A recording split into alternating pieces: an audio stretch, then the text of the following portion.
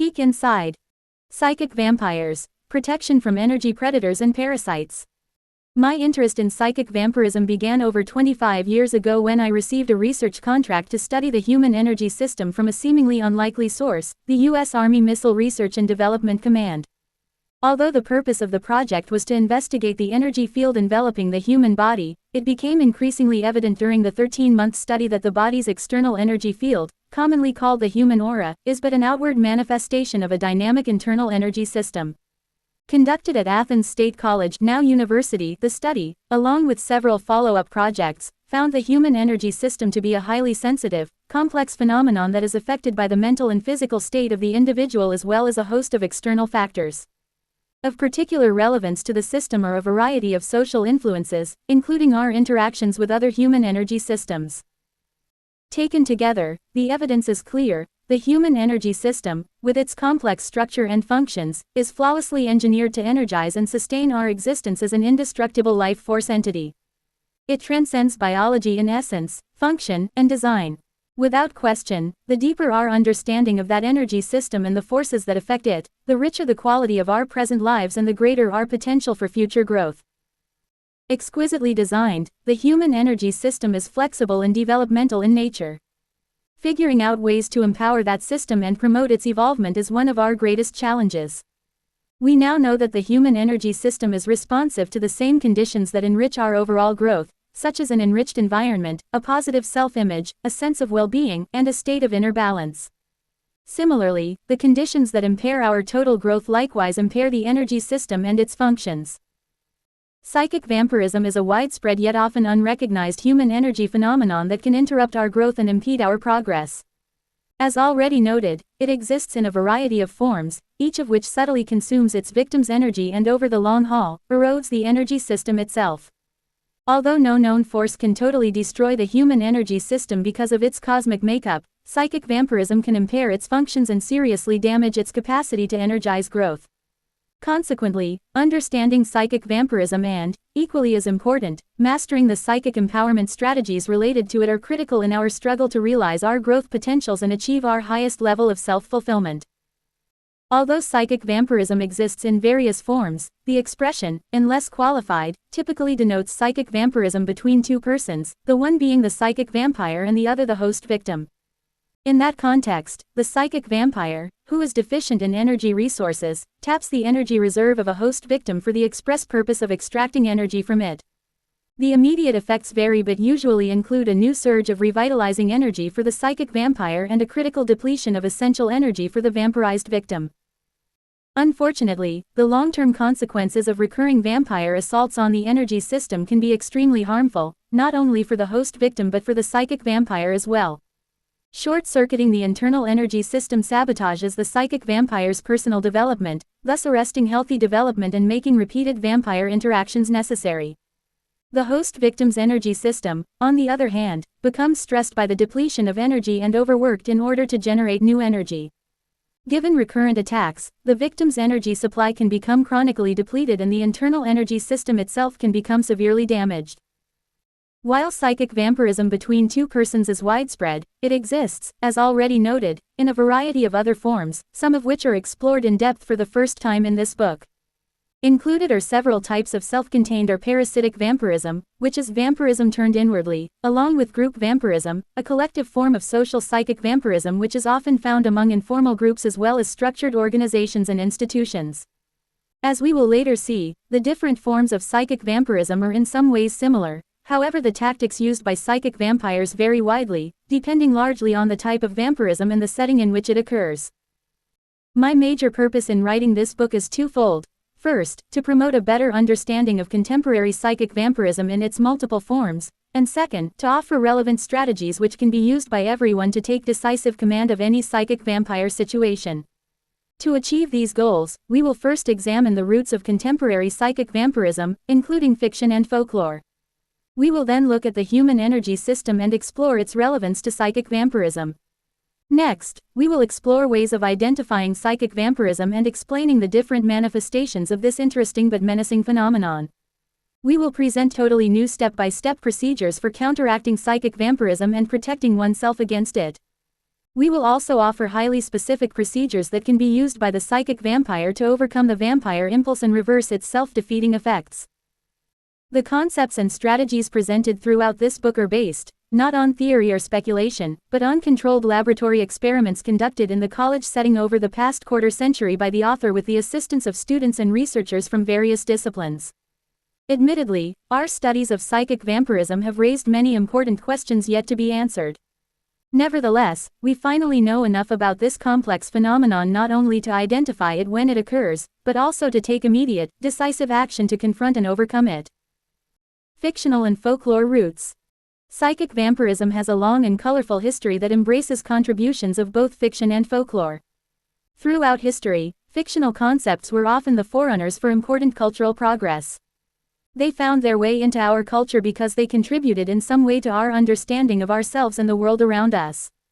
Science fiction, in particular, has repeatedly exploded the conventional envelope by generating highly creative concepts and even detailed designs that led to new knowledge and major advancements in science and technology. A striking example is biometrics. First introduced as fiction, various biometric strategies, including electrosensory recordings and iris scans, are now routinely used in many security settings for identification purposes. The recent breaking of the human genetic code is an even more striking example of how science fiction introduced new concepts and technologies that fueled later scientific advancements. Equally as important as the contributions of science fiction to cultural progress are the imaginative myths and legends that introduced many basic elements considered relevant to our contemporary understanding of human behavior. Included are the many concepts based on Greek mythology that found their way, first into psychoanalysis and then into mainstream thinking. Among the familiar examples are the Oedipus and Electra complexes, which represent respectively the male and female child's attraction to parent of the other sex. According to many contemporary child development specialists, these complexes, if unresolved, can generate serious growth obstacles and later adjustment problems in adolescence and adulthood. Our studies found, in fact, that psychic vampirism is often associated with unresolved Oedipus or Electra strivings. It could be argued, of course, that the psychic struggles illustrated by Greek mythology existed as common cultural realities long before any mythological or fictional treatment of them. Nevertheless, mythology gave substance and relevance to them. By providing colorful examples of fundamental human conflicts, mythology increased our awareness and understanding of them, a contribution recognized by the descriptive terms still in use today. Given the many invaluable contributions of fiction and mythology to our present-day understanding of human behavior, it is not surprising that fictional and folklore vampirism would emerge as a relevant forerunner to its real-life counterpart, psychic vampirism. According to ancient folklore, vampires were undead creatures of the dark who left their tombs at night to suck blood from the living through puncture wounds inflicted by sharp incisor teeth, the vampire's weapon of choice. A pair of puncture wounds, particularly to the neck region, provided telltale evidence of a recent vampire attack. Once infused with a fresh supply of blood, the emboldened vampire became temporarily energized while the unfortunate victim, enfeebled by the loss of blood, became increasingly vulnerable to future attacks. In the worst scenario, the victim became a reluctant vampire who, in turn, preyed upon others, thus perpetuating the vampire's dark chain of anguish. The more fiendish and advanced vampires were believed to possess powers so great that they could at will take on the physical form of a wild animal, particularly a wolf or bat. As the colorful thread of vampire folklore progressively found its way into the fabric of various cultures, vampirism as the embodiment of horror assumed a highly significant literary role. After several early writers, including Philostratus and Phlegon of Tralles, wrote on the topic, the insatiable vampire became the subject of many notable works, among them Goethe's Brot von Corinth and Giovanni Polidori's The Vampire 1819. Of particular importance was Polidori's work, which became the source of a 19th-century French melodrama as well as two important German operas, Der Vampir, both produced in 1828. It was, however, Bram Stoker's fascinating and wildly popular Dracula 1897 that captivated readers everywhere. Dramatized and produced for the first time by John Balderston and Hamilton Deane in 1927, the spectacular novel not only generated enormous interest in vampirism, it brought world fame to the bloodthirsty despot of Transylvania. In recent years, a deluge of books and TV dramas, along with several blockbuster movies starring seasoned actors as well as hot newcomers, stirred greater interest in vampirism and, in particular, the ruthless Dracula. Timeless in its appeal, the classic Dracula legend continues to hit a global nerve, thanks not only to the universal relevance of its underlying themes, but also because of captivating movie-making with extraordinary power to connect generations. As it turns out, much of the Dracula legend is based on historical fact, its real-life source being that of the notorious Romanian prince, Vlad Dracula 1431–1476, who became known as Vlad the Impaler for executing his enemies by hoisting them on stakes for a slow, agonizing death. From his Transylvanian castle in the rugged mountainous region of Romania, the infamous Dracula reportedly ordered and actively participated in the torture and death of countless unfortunate victims, including scores of his own subjects. Though the accounts of Dracula's life are sketchy, his reign of terror apparently ended violently in 1476 when, according to legend, he was assassinated and beheaded by his political enemies. But in all fairness to Dracula, his place in history as an icon of evil, having only moderate historical support, may be somewhat ill-deserved. According to many contemporary historians, the dubious accounts of Dracula's atrocities are more than counterbalanced by his accomplishments.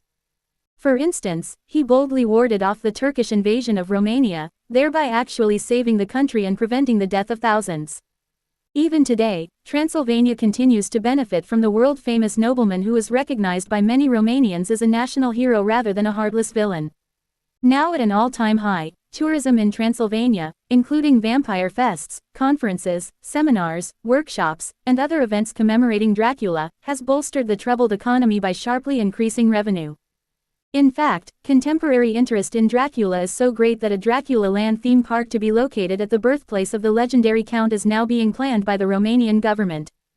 As an interesting footnote, it was directly over Transylvania during a Dracula Vampire Fest that the 1999 eclipse of the sun, one of nature's most beautiful and awe-inspiring events, reached the perfect peak of its brief total phase.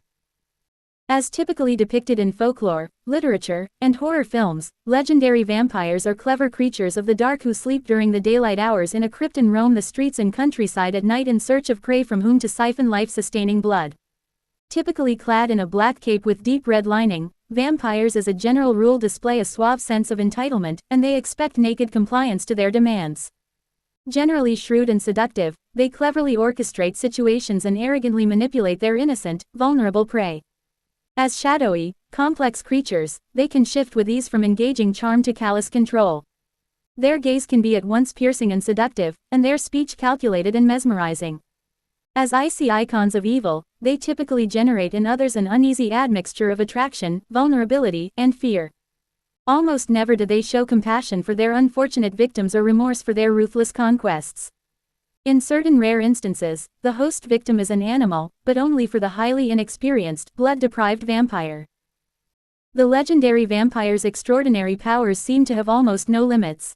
They can defy gravity by levitating and remaining suspended in midair, flying over buildings, floating in and out of windows, crawling up or down walls, and slithering across ceilings.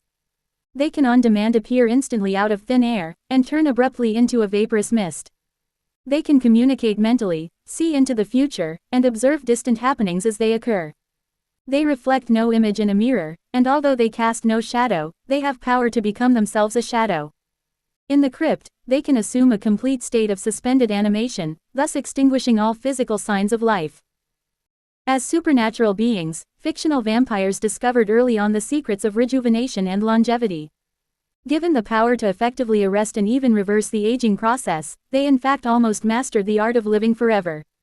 With critical physiological functions under their control, illness and biological erosion are unknown to them, provided their life-sustaining blood needs are met. Although they are repelled by garlic and certain religious objects, only direct sunlight or a wooden stake driven through the heart is fatal to them, at least in terminating their physical existence. More extreme procedures, however, are required to ensure total, irrevocable death of the vampire spirit. The vampire's head must be severed from the body, and equally as important, the heart must be cut out and burned. Finally, the vampire's head must be buried at a considerable distance away from the body, and the heart's ashes must be strewn over a large, remote area. Without these extreme measures, the vampire can survive in reanimated, undead human form. In recent years, movies of both the horror and comedy genres placed the vampire in a variety of present-day settings, a strategy that dramatically increased the legend's contemporary appeal. In horror movies, vampires are often seen crouched in the shadows, or stealthily stalking their victims, then suddenly pouncing upon them to drain blood from their bodies through puncture wounds to the neck.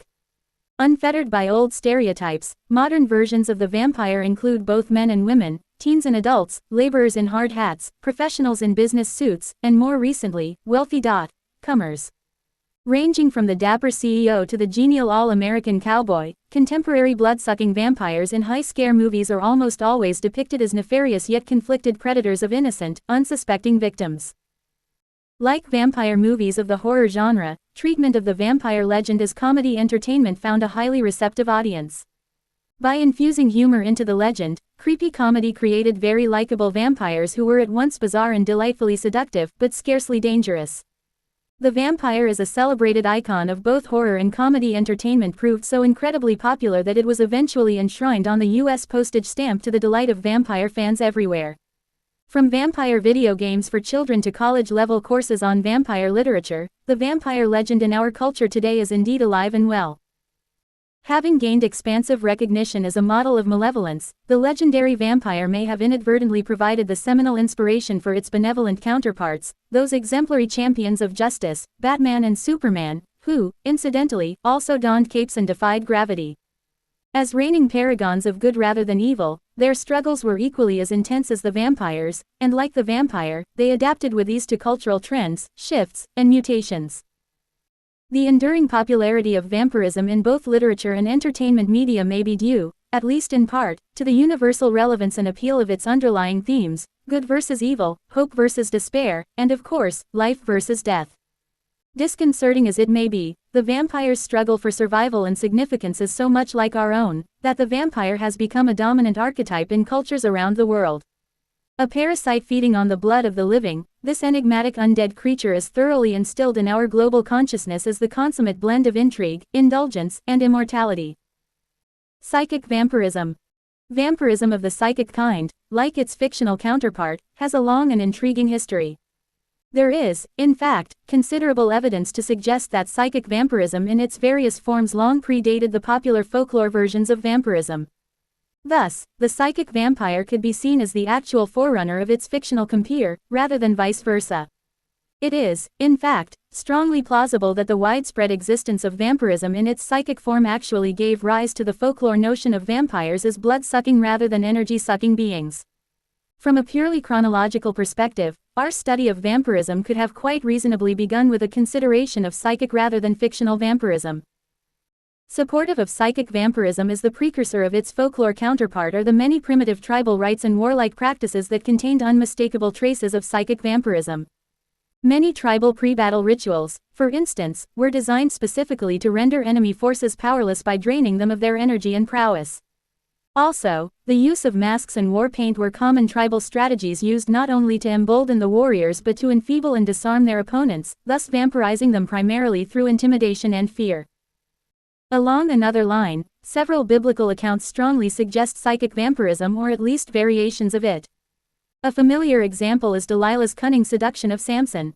By cutting Samson's hair, the source of his energy, as he slept, she drained him of his strength and rendered him helpless before his enemies, the Philistines. Delilah in turn was apparently energized by the whole affair, thus completing the vampire transaction. Another interesting biblical account with strong hints of psychic vampirism is Christ's description of scribes and Pharisees as vipers and serpents, full of extortion and excess. They were accused of devouring houses and binding upon others, heavy burdens, grievous to the bone, clear fingerprints of psychic vampirism with a ravenous appetite for harming others. Along a totally different line, numerous biblical accounts suggest energy phenomena similar in dynamics to psychic vampirism but with effects that were the direct opposites. A familiar example are the incidents depicted in a biblical version of creation in which God first created Adam from dust and then infused him with the breath energies of life. A rib of energy was then removed from Adam to create Eve. Endowed with life force energy, Adam and Eve became living souls, that is, they were cosmically energized. Another example involves Moses who, upon coming down from Mount Sinai with 2 tablets of stone, glowed with a new infusion of cosmic energy.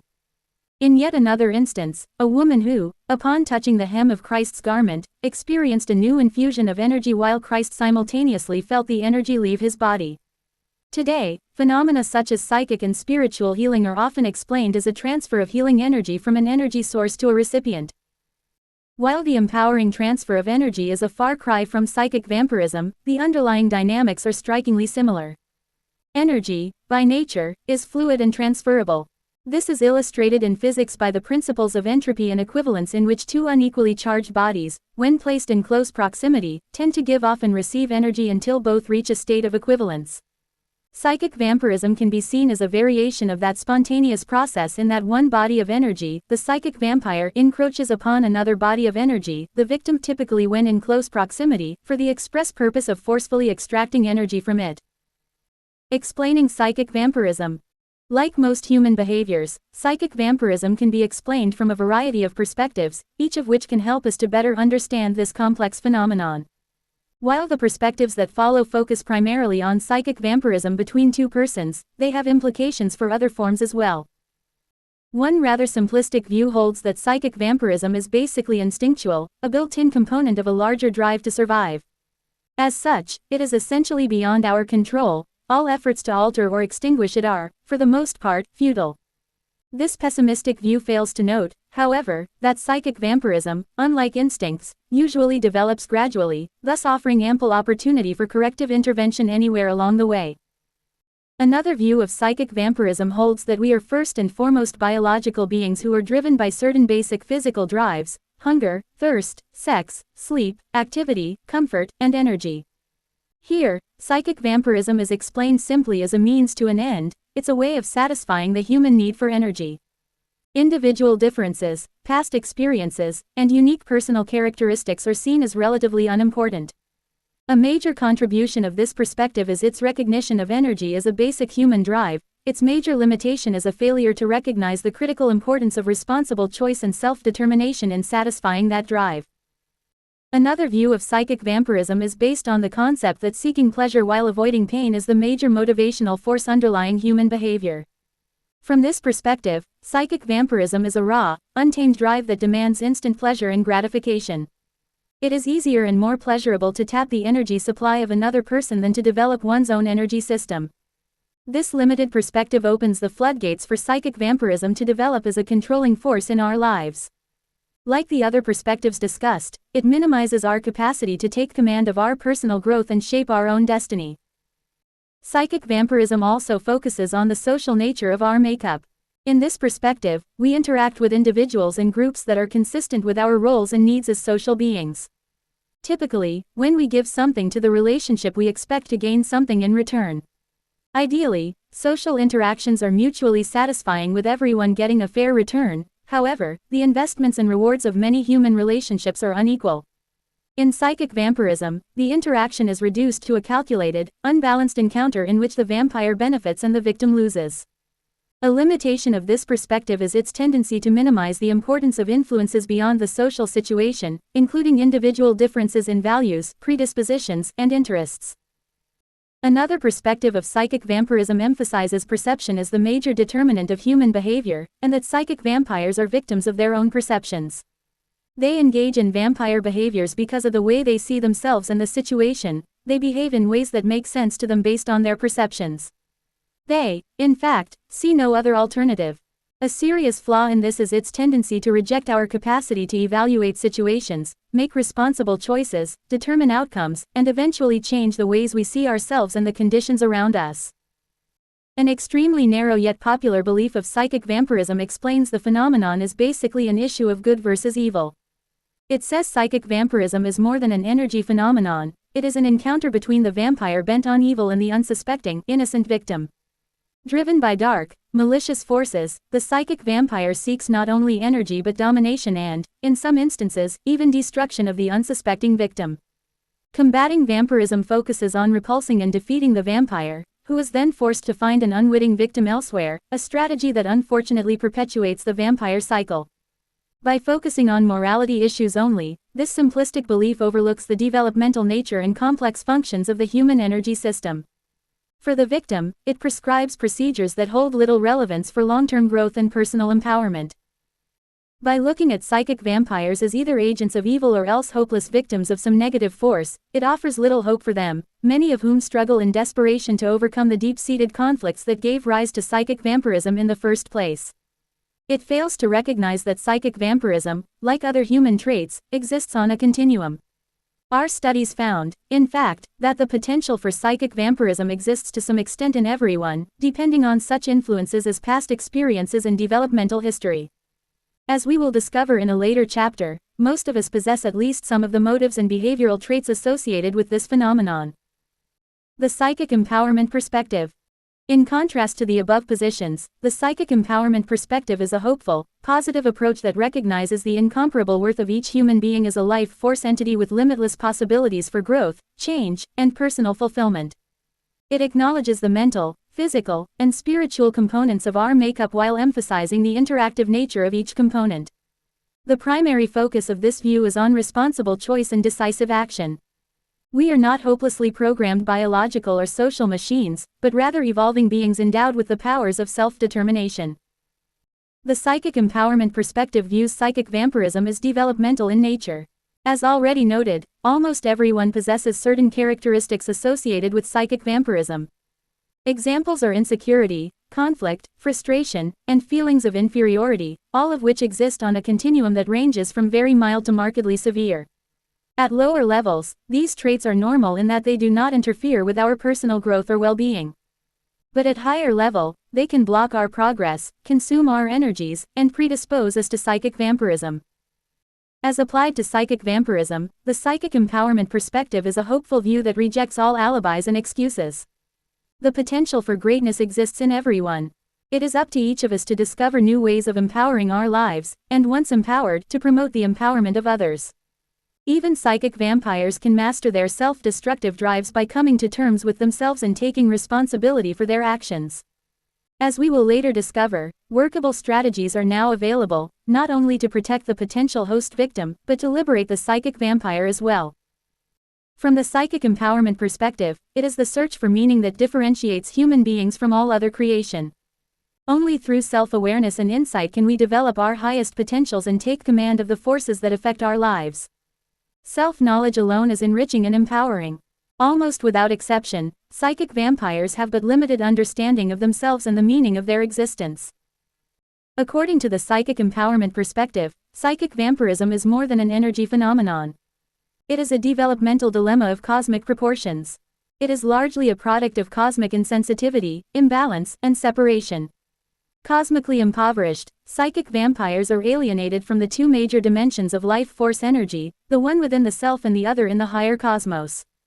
With their inner resources exhausted and their personal growth virtually sidetracked, they become enfeebled and, in some instances, desperate in their search for a substitute source of energy. The step-by-step strategies presented throughout this book embrace the psychic empowerment perspective. They focus on the critical importance of balance within the self and attunement to the highest cosmic sources of energy and power. They recognize the dignity and worth of all human beings. They acknowledge the potential for new insight, growth, and greatness in everyone. They emphasize our limitless capacity to overcome growth barriers and unleash new growth energies. They challenge us to conquer adversity and achieve higher levels of enlightenment. Because of their sweeping nature, they are relevant to almost any personal goal. Hopefully, they will inspire us to enthusiastically embrace change within, while at the same time, reaching beyond ourselves and finding new ways of making the world a better place for all. Psychic vampirism today. Historically, our concept of psychic vampirism has been limited, and the extent of psychic vampirism throughout the world has been grossly underestimated. We now know that psychic vampirism is not only widespread, it also exists in many forms, some of which we have already mentioned in passing. Taken together, contemporary psychic vampirism can be grouped into three major categories. 1. One-on-one psychic vampirism. This category includes any form of psychic vampirism between two persons, the one being the psychic vampire and the other the host victim. In the typical one-on-one vampire encounter, the psychic vampire taps into the energy system of the host victim for the express purpose of extracting energy. The vampire episode can be consensual or non-consensual as well as deliberate or spontaneous. Whatever the nature of the vampire encounter, the results are the same, an instant but transient surge of energy for the vampire, and a critical loss of energy for the vampirized victim. Unfortunately, the psychic vampire's energy needs are satisfied only temporarily, thus necessitating repeated attacks. For the host victim of recurrent attacks, the long-term consequences can be extremely harmful. 2. Group psychic vampirism. This category, which we could call collective vampirism, includes any form of vampirism that involves groups, organizations, or institutions.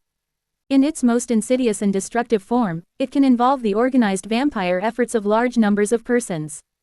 Power, wealth, and control are among the major goals of group vampirism. Its wide-ranging symptoms can include criminal activity, environmental pollution, irresponsible exploitation of the Earth's natural resources, and flagrant abuse of human rights. When sufficiently widespread and culturally ingrained, group psychic vampirism can be so powerful that it affects global conditions with consequences that can span centuries. 3. Parasitic vampirism. In sharp contrast to other forms of psychic vampirism, parasitic vampirism is an internal form of psychic vampirism turned against the self. Tragically, parasitic vampires are twice the victim. They are both vampire and host victim. They are driven by self-destructive mechanisms that are like blood-sucking vampires with a demonic appetite. The more they devour, the more they demand. The effects of parasitic vampirism are relentlessly self-constricting and self-disempowering. By attacking from the inside, parasitic vampirism drains its host of essential energy and weakens the ability to cope, even with minor stress.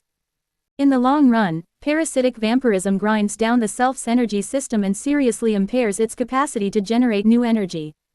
Almost invariably, parasitic vampirism generates an inner state of vulnerability that is often the forerunner to other forms of psychic vampirism. In later chapters, we will further explore each of these major categories of psychic vampirism.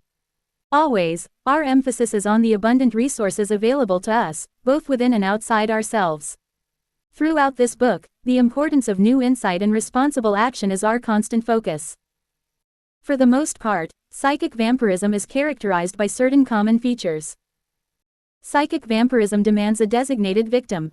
The end results are always detrimental for both vampire and host victim. Psychic vampires have no special powers. They, in fact, operate from a position of weakness rather than strength. Typically underdeveloped or impaired in their ability to generate self-sustaining energy, they turn in desperation to other strategies in their efforts to meet their energy needs. Psychic vampires are not hopeless creatures of evil. Like everyone, they are persons of significance and inherent worth.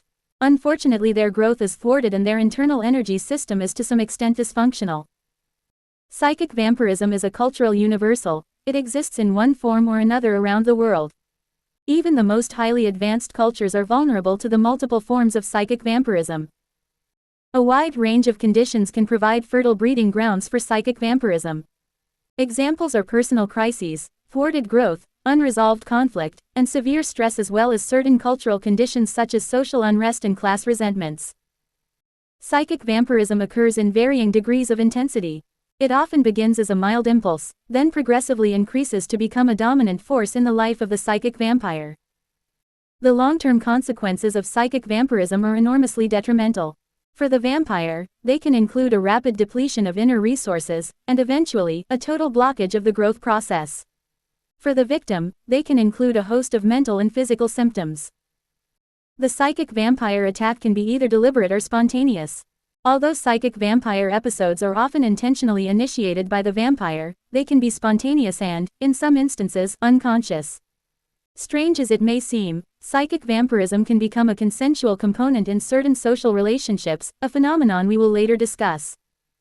Aside from their needs for energy, psychic vampires are often driven by other motives. A man or woman who exploits or ruins a lover out of revenge, for instance, can be seen as a psychic vampire. Corporations that recklessly pollute the environment for profit can be seen as predator organizations. Empowerment strategies are now available to counteract psychic vampirism.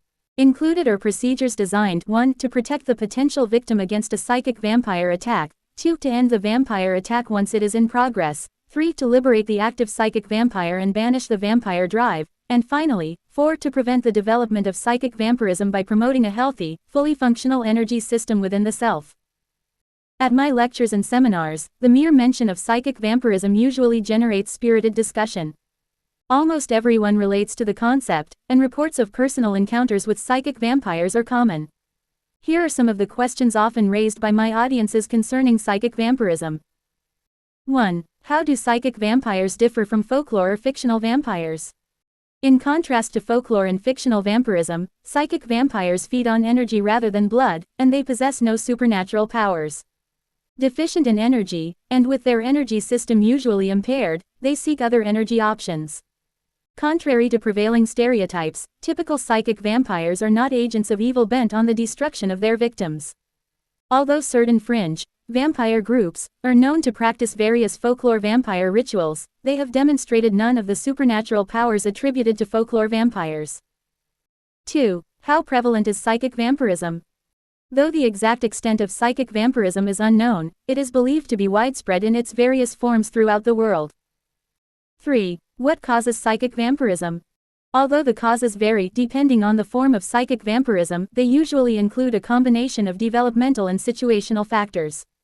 For one-on-one as well as parasitic vampirism, early childhood experiences, including parent-child relationships, are especially critical.